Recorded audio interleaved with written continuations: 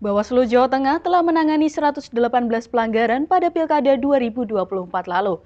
Dari 118 penanganan pelanggaran, hanya 2 kasus yang masuk dalam pidana.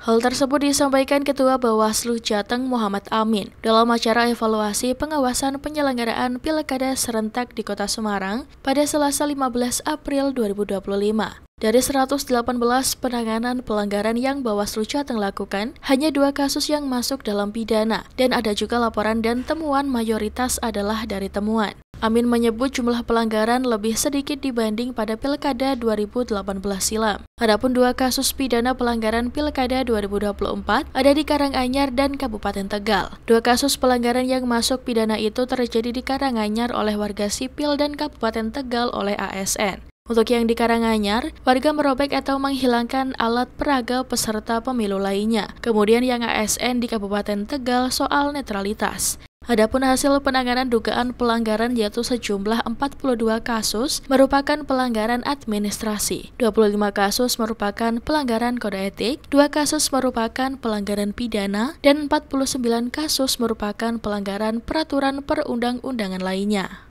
Sedangkan sebanyak 79 kasus terbukti bukan merupakan pelanggaran. Pada tahapan pemungutan dan penghitungan suara di Jawa Tengah berjalan dengan baik dan kondusif. Namun masih terdapat pemungutan suara ulang di 2 kabupaten atau kota, yaitu Kabupaten Pemalang dan Kabupaten Karanganyar. Untuk penyelesaian sengketa proses, Bawaslu Provinsi Jawa Tengah beserta Bawaslu Kabupaten atau kota telah menyelesaikan sejumlah 15 permohonan.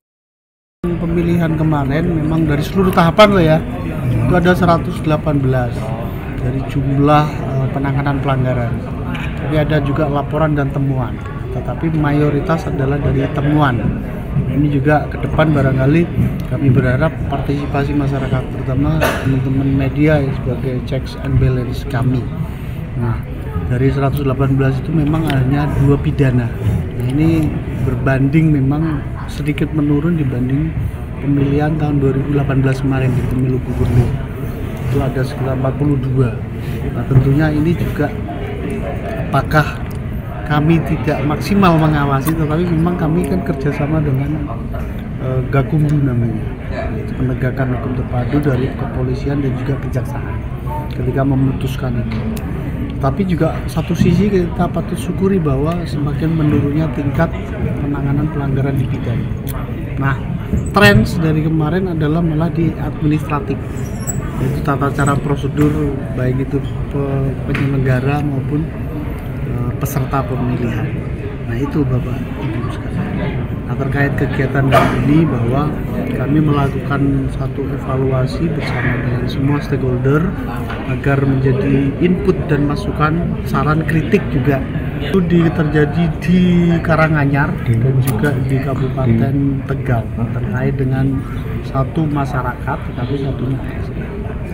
Yang satu masyarakat di Karanganyar itu merobek atau menghilangkan alat peraga peserta pemilu lainnya. Kemudian yang ASN itu netralitas. Sementara itu, pelanggaran lainnya di luar pidana mengarah pada hal-hal yang bersifat administratif. Dia bersyukur lantaran sejumlah pelanggaran di Jawa Tengah mengalami penurunan dan telah terjadi pergeseran tren pelanggaran pada Pilkada 2024.